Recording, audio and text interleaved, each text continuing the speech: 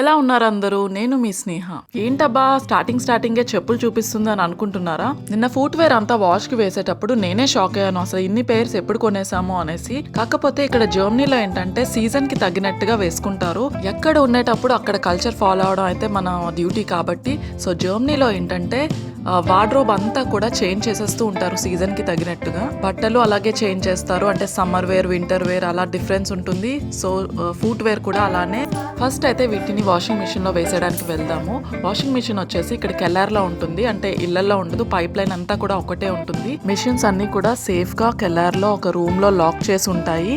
ఒకళ్ళ మెషిన్ ఇంకొకరు యూజ్ చేయడానికి అసలు అవ్వదు, ఎందుకంటే మనం మెషిన్ వేసేసుకున్న తర్వాత ప్లగ్ తీసేసి మనం ప్లగ్ బోర్డ్ అయితే లాక్ చేసేసుకోవచ్చు. అలానే మెషిన్స్ కి సెపరేట్ గా మీటర్స్ కూడా ఉంటాయి, ఎవరి మిషన్ మీటర్ వాళ్ళదే. వాటర్ కూడా ఇక్కడ డిఫరెంట్ వాటర్స్ ఏమి ఉండవు, అంటే బట్టలు వాష్ చేసుకునే వాటర్, యూటెన్సిల్స్ వాష్ చేసేవి, మనం స్నానం చేసేవి అంతా పైప్ లైన్ కూడా ఒక్కటే.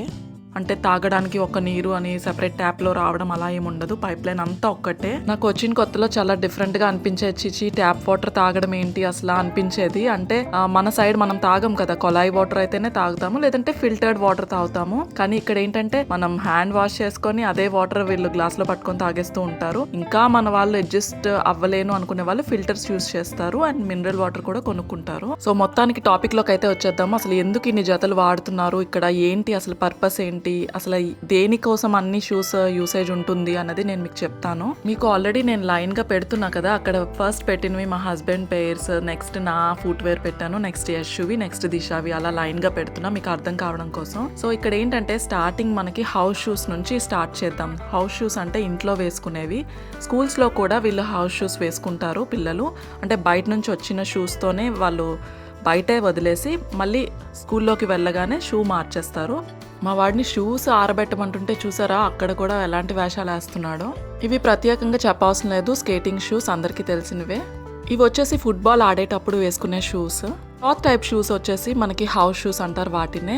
అండ్ తర్వాత వచ్చేసి మామూలుగా ప్లే టైంలో వేసుకునే shoes, summer wear, winter wear. మీకు ఆల్రెడీ షూస్ చూస్తే ఐడియా వచ్చేస్తుంది. బ్రౌన్ కలర్ లో టైగర్ బొమ్మ ఉంది, షూస్ ఉన్నాయి కదా, స్నో బూట్స్ అంటారు. అంటే స్నో హెవీగా పడుతుంది కదా, అలాంటప్పుడు ఆ బూట్స్ బాగా యూజ్ అవుతాయి ఇక్కడ. సో సేమ్ అలానే అందరికీ కూడా ప్రతి ఎస్పెషల్లీ పిల్లలకి స్నో బూట్స్ చాలా అవసరం, మనకున్నా లేకపోయినా పర్వాలేదు. ఇవి వచ్చేసి మా బాబు కలెక్షన్ అన్ని కూడా. వీళ్ళు ఏంటంటే అన్ని పేర్స్ ఇంట్లోనే ఉంచుకోరు. ఇప్పుడు హాలిడేస్ కాబట్టి నేను వాష్ చేసి ఇంట్లో పెట్టాను. కొన్ని హాఫ్ ఆఫ్ ద పేర్స్ వీళ్ళు స్కూల్లో ఉంచుకుంటారు. స్కూల్లో ఆడేటప్పుడు స్పోర్ట్స్ షూస్ వేసుకుంటారు, స్కూల్ లోపల ఉండేటప్పుడు ఇండోర్లో ఆడేటప్పుడు హౌస్ షూస్ వేసుకుంటారు. అలా రెడ్ అండ్ బ్లూ కలర్లో వచ్చేసి అవి వాష్రూమ్కి వెళ్ళేటప్పుడు కానీ లేకపోతే వెనక గార్డెనింగ్లో కానీ యూస్ చేస్తాము. సో స్కూల్ స్టార్టింగ్ అప్పుడే వీళ్ళు మనకు అంత లిస్ట్ ఇస్తారు, ఏమేమి కావాలని చెప్పి అన్నీ పర్చేస్ చేసి మనం వాళ్ళకి ఇచ్చేస్తే మన పిల్లలే యూజ్ చేస్తారు. ఎండ్ ఆఫ్ ద ఇయర్లో అవి మనకి రిటర్న్ చేసేస్తారు. జర్నీ వచ్చిన కొత్తలో నాకు కొంచెం వింతగా అనిపించింది, ఇంత వార్డ్రోబ్ యూజ్ చేయాలా, ఇలా డిఫరెంట్ సీజన్స్కి వాడాలా అని చెప్పి. మీకు ఎలా అనిపించిందో నాకైతే కమెంట్ సెక్షన్లో కమెంట్ చేసేయండి.